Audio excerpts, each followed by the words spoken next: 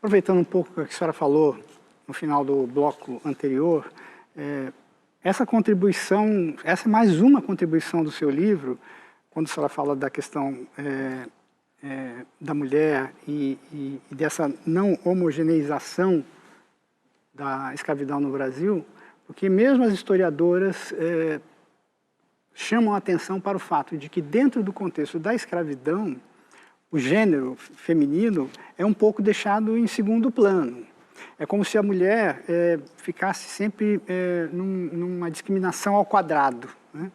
E saindo um pouco da questão específica do livro, eu queria perguntar para a senhora o seguinte: a gente vê nos territórios vulneráveis, nas comunidades mais vulneráveis, uma liderança expressiva, arrasadora das mulheres e dentro desse mundo a mulher negra.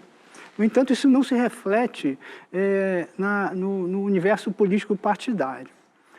Eu gostaria de saber da senhora se um mecanismo semelhante, por exemplo, ao das cotas, né, mas de uma forma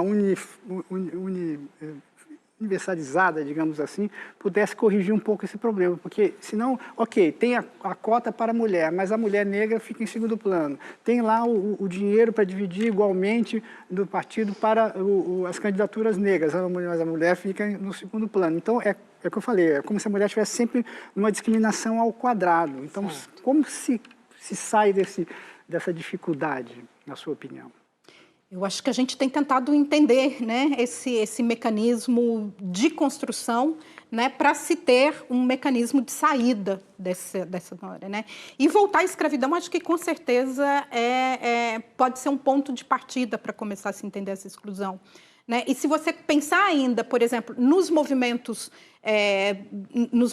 revolucionários ou nos movimentos, nas rebeliões, né? A gente sempre, quando você pensa em liderança, ali dentro de rebeliões escravas, você pensa quase em rebeliões, você pensa em lideranças masculinas, né? Que é o homem ali lutando, brigando, né? A violência sempre presente.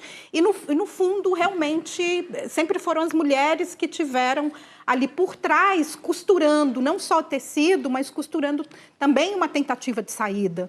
Né? Foram as mulheres, se você pensar num contexto de escravidão em Salvador, né? Foram as mulheres negras que, por exemplo, eram as únicas visíveis na cidade, né? Que, trabalhando ali como escravas de ganho ou como negras livres, né? Elas que montavam, realmente, que moviam a economia da cidade. Eram elas que montavam as irmandades, né, de escravizados em busca de liberdade. Eram elas que compravam as cartas de alforria para conceder a liberdade. Né? E esse papel, eu acho que nunca foi valorizado na sociedade brasileira. Como eu disse, por exemplo, quando a gente começou a falar em feminismo, né?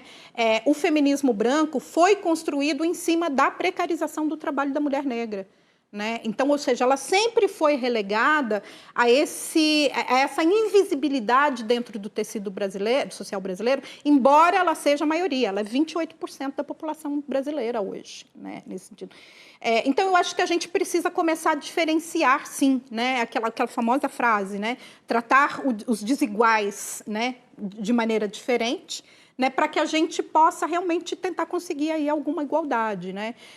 As cotas, né, eu acho que são extremamente necessárias e importantes, né? Não só por gênero, mas também por cor, né? E não só dentro da política, mas dentro de todas as instituições brasileiras. Né? Você vê, por exemplo, quando uma pessoa... Se a gente for estudar, por exemplo, empregabilidade de pessoas negras, né? Se você tem uma pessoa branca e uma pessoa negra concorrendo ao mesmo cargo, e aí a gente pode falar de mulheres, né?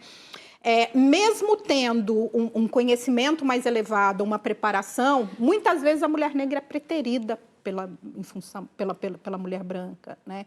Então, assim, eu acho que a gente vai ter que voltar atrás para entender como é que esse mecanismo surgiu, esse mecanismo de exclusão, né? Que trabalha, que foi implantado num determinado momento, mas que é autossuficiente e se autorretroalimenta, né, para que continue funcionando sozinho, né, para a gente poder construir mecanismo de destruí-lo. Né? Tem que ser uma ação afetiva, né? Não dá para deixar a coisa acontecer, porque não vai.